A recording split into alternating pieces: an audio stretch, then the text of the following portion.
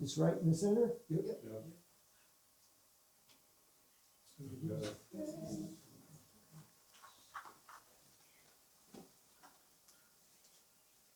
All right.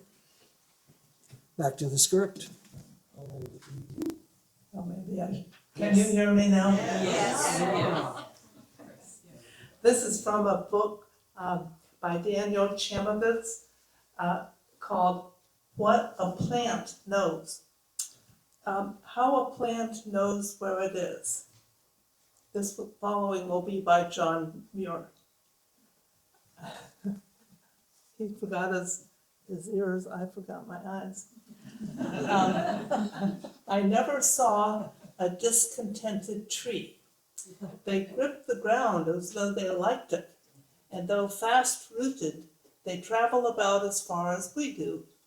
They go wandering forth in all directions, with every wind, going and coming like ourselves, traveling with us around the sun 2 million miles a day, and through space, heaven knows how fast and far. Thank you, yes. And wasn't that beautiful music? Thank you. Wow. Paul chose this poem, and it's really long, so we have a condensed version. It's by Steve Cowett, a wonderful poet from San Diego, who's no longer with us. Metaphysics. The trouble with me is I have a low metaphysical threshold. When I'm told that a bicameral mind can never know things in themselves, I shake my head gravely, but simply out of politeness. Frankly, the conflict between the nominal and the phenomenal worlds means nothing to me whatsoever. Is perceptual knowledge constrained by the categorical space in which language unfolds, or is absolute isness provoked by the relative ought? Well, I'd never quite thought of things in that light, I stammer and cough. I help myself to the cheese dip.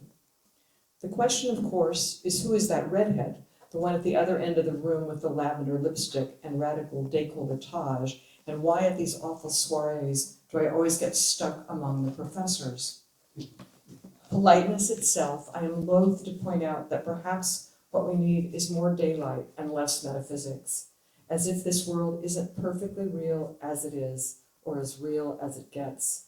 They want us to think that the world behind it is better, that the dead are elsewhere and happy, that our loved ones are waiting for us on the other side of samsara, as if that sort of cerebral monoxide could stifle the groans of the dying, the winds of disaster, the weeping that's left here behind us, and still they go on.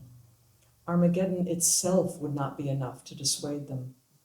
Yes, yes, I say, my head spinning. It's utterly fascinating. Who would have guessed it?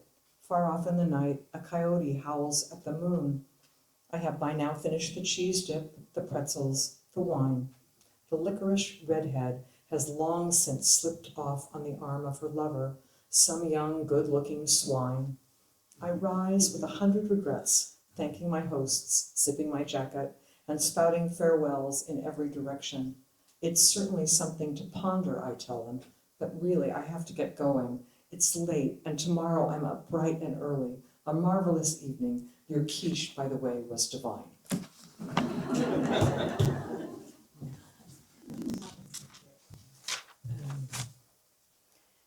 It's tough to introduce someone you love, to choose what to say.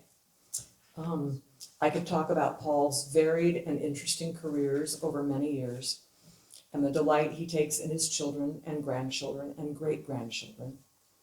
I could say that he's skilled at talking about both serious and silly things, so we laugh a lot, and also talk about loss and heartache and poetry and longing. Mostly, I want to say how thoughtfully he tries to bring an open heart to his days and his life. That whatever he's doing, he wants to do it well, to pay attention, to keep learning, to be open to change, to let things matter. He's spent a lot of time considering what he'll say today. I want to tell one story. I had an Irish setter many years ago, and I've wanted another one ever since, but life was full of travel for a long time, so to quote a friend, I had a dog-shaped hole in my heart. Paul and I had talked about getting a dog, but it was a someday kind of thing. We were waiting until we could find a house where we could have a fenced yard. And we hadn't talked about what it would mean to sign on for a dog. In the meantime, I stayed in contact with a breeder I'd known who had great Irish setter puppies. I talked to her by chance about 3 years ago and found out she was ill and going to retire, and that she had one puppy that she had been intending to keep, but now couldn't because of her health. So I came into the living room and said to Paul, what if this is supposed to be our dog? So 2 days later, we drove to 6 hours to Oregon to meet our potential puppy. We met her, held her, played with her, and then went to the hotel that night, a night for deciding. And Paul said to me, I've thought about this a lot.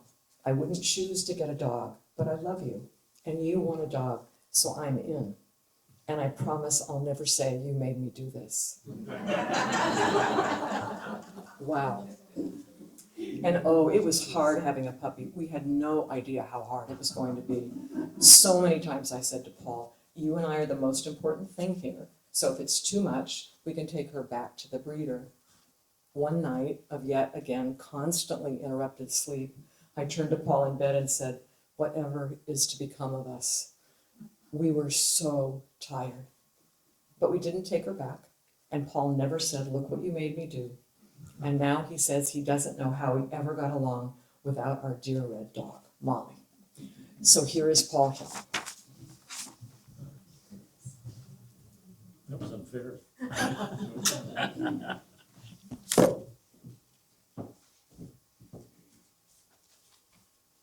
Yeah, we have a dog that whenever she's on the couch, I say, there's the dog on the couch who we don't allow on the couch. And there's the dog on the bed that we don't allow on the bed. About 20 years ago, I was at a real crossroads, and I was becoming a grouch, a serious grouch. And there was an intervention by 3 different sources. The first source was just life. Life calls out to you. T.S. Eliot said in the love song of J. Alfred Prufrock, I hear the mermaids singing each to each, but I do not think they will sing to me. But in truth, they do. Nature and life always calls out to you. Our problem is we stop listening. So I tried to listen. And then my middle granddaughter, at the ripe old age of 10, decided to give me a new nickname, and it was Pop, the curmudgeon who lives in a tree. Now, we never did figure out in the tree part, but the curmudgeon part, I certainly got. And then the third force was Joni, who can say really with about 146,000 different nuances. For example, I would say something and she would look at me and say, really? And it makes you pause and ask questions about how you're living your life. So I turned and I went in the other direction. I tried to embrace life. It is not an overnight experience. It allows me to ask a question today I could not have asked otherwise. And the question is, how is it that in a society that worships youth, how is it that in a society where a flat belly is akin to godliness, how is it that in a society where there are more gyms and more cosmetic surgeons than any other place in the world, how is it that in such a society, poll after poll indicates that the happiest, the most content, the most satisfied group are those over 60? I'm going to try to get to that question. I'm going to get to it by examining some dark views of age and life and some lighter views of age and life, and then to see how we reconcile them. We'll begin with the dark part. It's a wonderful song, Angel from Montgomery, written by John Prine. And he wrote this song by first, and he does this, well, did this all the time. He conjures up a character, and then he lets the character speak. So the character he pondered was a woman, an older woman. She was standing by the sink wearing rubber gloves, doing the dishes in the fading light of the day. And he had her say, I am an old woman named after my mother. My old man is another child that's grown old. If dreams were thunder and lightning desire, this house would have burnt down a long time ago. And she has a prayer. She says a prayer at the end of every stanza. Make me an angel that flies from Montgomery. Make me a poster of an old rodeo. Give me one thing that I can hang on to. this way of living is a hard way to go. Life is despair. He painted it beautifully. But not what she did. She didn't say, I can find the answer in myself. She said, look for the answer outside yourself. And there is despair in life. A different view, and one by Paul Simon, and I think you probably all know it. We're the right age to know this. Old friends, winter companions, the old men, wrapped in their overcoats, waiting for the sunset. Time there was, and what a time it was. I have a photograph. Preserve your memories. They're all that's left you. So there's a picture of old age and aging as resignation. Your fate is sealed. There is nothing in front of you. Your life is behind you. You have a photograph to remind you of it. Now, it should be said that Paul Simon wrote that song when he was in his early 20s. So he was looking at two people sitting on a park bench, and for all I know, they were 30. Because at 20, everybody looks older. Well, at 85, everybody looks younger too, by the way. And secondly, he had no idea what they were saying to one another. I have a sneaking suspicion that they were laughing and having a good time. A darker view still is that one expressed by Dylan Thomas. Do not go gentle into that good night. Old age should burn and rave at close of day. Rage, rage against the dying of the light. Well, I have real troubles with that poem, and I discussed it with Dick Conway. By the way, I've always thought about Dick, that who was a professor of English, as you probably know, that it would have been a real pleasure to take classes from Dick, both for what he knows and how he says it, but also his ability to ask a penetrating question. So I was waxing poetic about how this was an incredibly negative view of life. If this were the case, if this were the standard, you should start raging at the very moment you know life ends, and rage throughout your entire life. What a pleasant and delightful world that would be. And Dick looked at me and said, perhaps you are more philosopher than poet, and went right to the heart of the question. His poetry is beautiful. As a philosophy for life, rage against life's brevity, rage against life's condition does not work. Another view is that expressed by Macbeth. And everyone knows his speech. Out, out, brief candle. Life is but a walking shadow. A poor player that struts and frets his harp on the stage and then is heard no more. A tale told by an idiot, full of sound and fury, signifying nothing. Life and age is meaninglessness. Of course, we have to cut Macbeth a little slack. In Act 1, he would not have said that. But by Act 3, things are not working out so well. His wife is all around the castle trying to wash her hands and not having much success. And the witches weren't fair either. And now Birnam Wood is marching up to Dunsinane, and God knows what's going to happen next. But life is not meaningless. It is not. Another argument that comes on old age is how brief it is. And I go back to Shakespeare again, the lovely speech by Prospero at the end of The Tempest, where he says, and I shortened it, of course, our revels now are ended. We are such stuff as dreams are made of, and our little life rounded with a sleep. It's a beautiful way to make the statement that life is short. From this end of the spectrum, it looks incredibly short. Not so much so at the beginning end. But brevity is not a disaster. Brevity can be something different. If brevity were the only thing in the world that mattered, I would never eat an ice cream cone because I knew it would end. There has to be more than that. So when we look at these, let's look at the other side. Let's look at the lighter side of a view of life. Here is, for despair, we have delight. Let me read from Mary Oliver. I love this poem. I worried a lot. Will the garden grow? Will the rivers flow in the right direction? Will the earth turn as it was taught? And if not, how shall I correct it? Was I right? Was I wrong? Will I be forgiven? Can I do better? Will I ever be able to sing? Even the sparrows can do it, and I am, well, hopeless. Is my eyesight fading, or am I just imagining it? Am I going to get rheumatism, lockjaw, dementia? Finally, I saw that worrying had come to nothing and gave it up and took my old body out and went out into the morning and sang. And for despair, she suggests delight. For resignation, in contrast to the old friends, the poem by Tennyson, Ulysses speaking, though much is taken, much abides, and though we are not now that strict which in old days moved heaven and earth, that which we are, one equal temper of heroic hearts, made weak by time and fate, but strong in will to seek, to strive, to find, and not to yield. What a wonderful statement of not giving in to life's imperfections, and what a noble way to say it. When you look at anger, Walt Whitman was an amazing man. You know, during the Civil War, he spent a great deal of his time in the hospital tending Union wounded. And you would have thought that seeing what he had seen over the course of 4 years would totally destroy his view of the world. It did not. It went in the other direction. So his answer to anger was bliss, and I've shortened it a bit.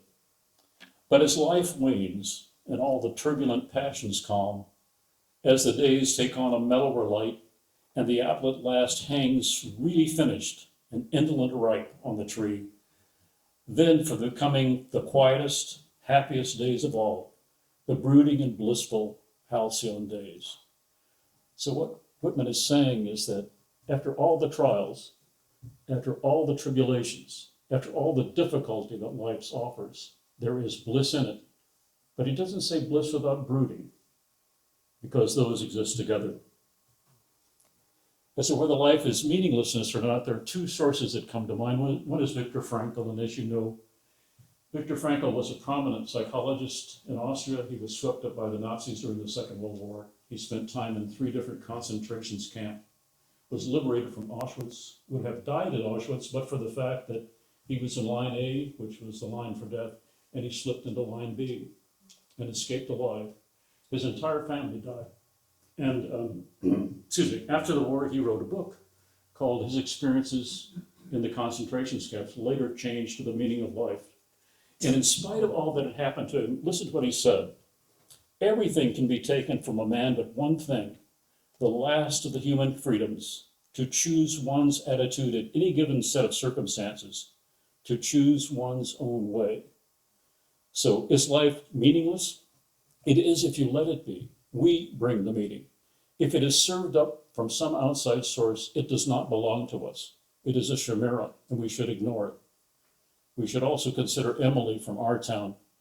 And you may recall Emily was given the chance to come back to life for one day, and she was agonizing over which day to pick. And the stage manager, whom, by the way, I've never figured out if he was God or an angel or what omnipotent being he might be, he says, well, it doesn't matter because they're all important. And she says, "O Earth, you're too wonderful for anybody to realize. Do any human beings ever realize life while they live it?" And the stage manager answers, "No. Saints and poets, maybe, they do some." So if life is meaningless, it has meaning if we bring it. As for brevity, I go to one of my very favorite poems. It's Andrew Marvell's To My Coy Mistress. I first read it when I was 18 or 19, and I was raised in a very puritanical family. So I couldn't imagine that anyone could ever write a poem that was about seduction. And so when I read this, I was truly amazed. I read it several times before I said, oh my God, they really are talking about seduction. So addressing the question of brevity, Andrew Marvell says, "Had I but whirled enough in time, this lady were no crime." And then he goes on to say, for the next 18 lines, exactly the way he would worship her. An age for every part, thousands of years for her hair. I mean, it was astonishing. And at the end he says, he's waxed poetic, and at the end of it he says, "But at my back I always hear time's winged chariot hurrying near, and yonder all before us lie deserts of vast eternity. Let us roll all our strength and all our sweetness up in one ball, and tear our pleasures with rough strife through the iron gates of life. Thus, though we cannot make our sun stand still, yet we will make him run. So there you are, two pictures of life, two pictures of aging. So how does one move from the dark side to the light side? Well, if your story is salacious enough, or sordid enough, you might be able to get on Dr. Phil. And in the course of 60 minutes, he will fix you up. And not only will he fix you up, but he'll fix everybody up within a 50-meter perimeter. And then he will leave with his wife and go to a Trump rally. So that isn't going to work. And if that doesn't work, perhaps you could visit the self-help store in your local commercial book store. And by the way, the self-help section is now one of the largest sections in commercial booksellers. It's bigger than the section on psychology. It's bigger than history. It's way bigger than poetry. And it's bigger than history. And there's a book for everything that ails you. So I've picked just a couple that might be of interest. Here's one. It says, instant, authentic self-confidence. Discover the 19 cognitive and behavioral patterns that create immediate confidence and self-esteem. This is not just a book. It says it's not just a book. It's a complete program for instant, authentic confidence. And you know what will happen? You will walk into a room and everybody will feel your confidence and everybody will feel your magnetic personality. Well, that's a lot. And all I can say is, I would hate like hell to be in that room. I have a vision of people walking around chest bumping each other all evening. It sounds intolerable. And here's a second one that's not quite as bad, perhaps. It says, the power of self-discipline. 5-minute exercises to build self-control, good habits, and keep getting what you want to give up. Keep going when you want to give up. It says, stop self-defeating behaviors and act with intention. You'll thank yourself later. Well, I suppose you would. It says the more, and here's the terrible part. It says the more you have, the more you get. I can't tell you how much I hate that line. I think this is funny, but I think that's really a terrible line. As if life were just about getting. That sounds a little like Gerda, doesn't it? And that's a bad plan for anybody. And then one of my favorites, I have no idea. I suspect this is self-published, but I couldn't resist it. The title of the book is This Is Why, Making Sense of All of It. I mean, she doesn't pretend that we're not going to just fix one part. We're going to consider the entire world and make sense of it. Tall order. And she says, 1 in 4 Americans now suffers from severe depression at some time in life due to the spike in depression rates. So I read that as saying, thank you. So I'm depressed because the depression rates are up. Well, that's a very sad story. And then she says, she finally gets down to business at the end, and she says, this book, it will give you is a quest to discover serenity. So yes, she says, so yes, please go ahead and click on the buy now button.